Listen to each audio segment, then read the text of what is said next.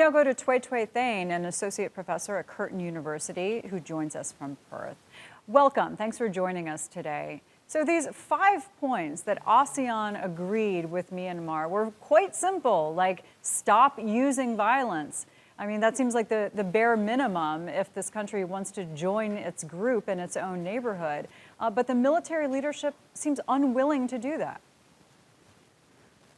Yes, so very unwilling to do any of those. It hasn't ceased violence against the opposition, stepped up violence in many instances. Especially lately in the ethnic areas.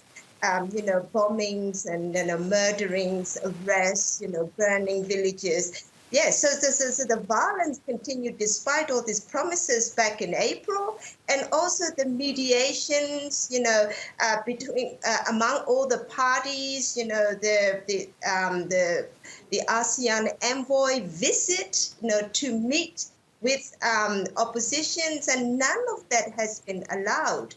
So just read the ASEAN Special Envoy is allowed to visit the country, but not allowed to meet with, say, Aung San Suu Kyi. So this is not really, happening, far from it. So it's very much falling behind the 5-point consensus that has been agreed upon months ago.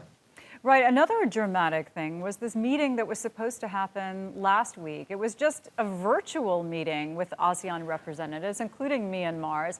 But we saw the UN Secretary General say, I'm just not going to do this. Like he didn't even want to be in a virtual space with the representative from Myanmar. A dramatic statement like that doesn't matter to military leaders in Myanmar.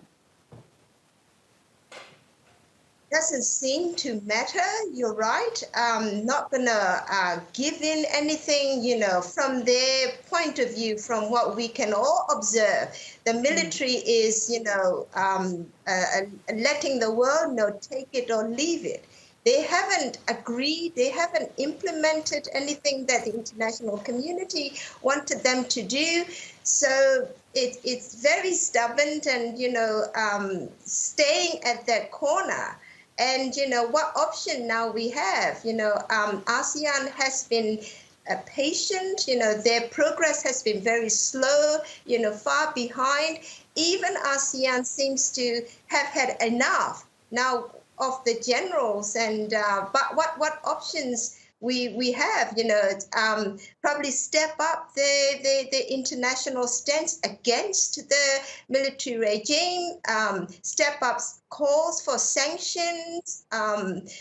So other than that, I think we've run out of all these diplomatic tools. Yeah, I was just about to ask you that. Where is there any leverage? Because we see repeatedly the international community calling for a change of tact there, potential sanctions, but those are controversial because they hurt people.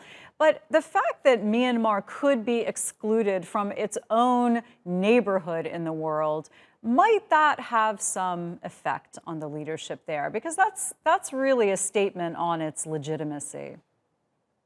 On its legitimacy and, in acceptance, even in the neighborhood, where a lot of investment in Myanmar happened, it came from the neighboring countries. So even that, even Asian governments and investors are having enough of the military regime's stubbornness. So what option we have other than stepping up the sanctions regime and international community coming together to work on it? So far, international community has also let people of Myanmar down. They're not being able to see any progress. So it's time to come together, and also corporations that are funding the military, to all come together to solve, so the this funding is stopped, and these violence, will cease. Yeah, I completely agree with you. While genocide was happening there, nobody really stepped up either. Depressing situation, but Htwe Htwe, thanks for joining us and sharing your insight with us.